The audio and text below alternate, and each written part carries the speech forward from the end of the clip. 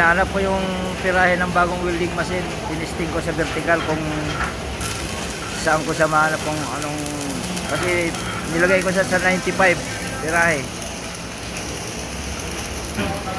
Ngayon pangit yung 95 nga tirahe, ilagay ko ngayon sa 100. Ititesting ko naman siya mga kanunoy, kasi bago yung welding machine bigay sa akin ng boss ko eh, kaya tinesting ko kung okay ba gamitin.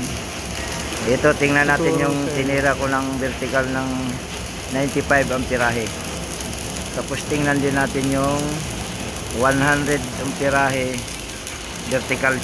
Mamaya mga kanunoy, pag matapos yung hinang, ipapakita ko sa inyo lahat yung tinira ko sa 95 ang tirahe at saka yung 100 ang tirahe. Mamaya ipapakita ko sa inyo pag matapos ko gagawin.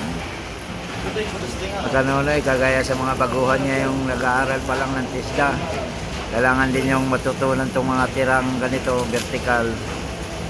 Una, flat, horizontal, vertical, bago mag-overhead. Kanunoy, kung mapanood nyo tong video ko, sa sunod yung welding uli, ibang pattern man gagawin para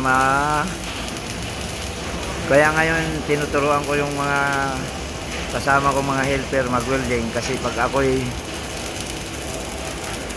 wala dito, kailangan sila marunong din maghihinang, kaya tinuturuan ko sila ngayon.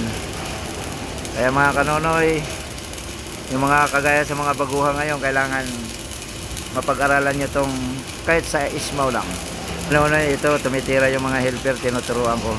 Mamaya ipapakita ko sa inyo kung paano ko tinuro sa kanila yung ginagawa nilang paghinang. Mga idol, ito na nga yung kasama ko, tumitira nga ng vertical, kasi kayang-kaya naman nila tumira ng horizontal o flat, kaya sa vertical sila tumitira ngayon.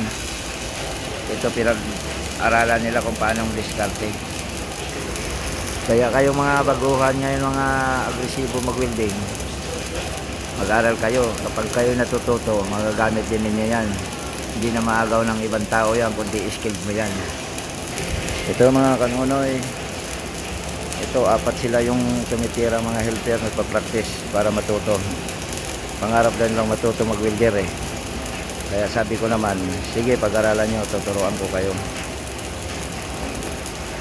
Kaya mga kagaya sa mga bata ngayon, mga agresibong gustong mag-welding, mag-aral na kayo.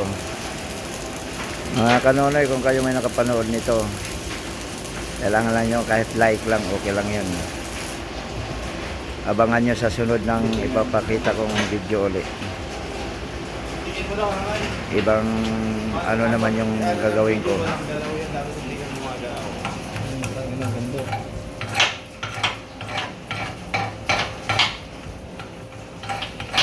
Stop on.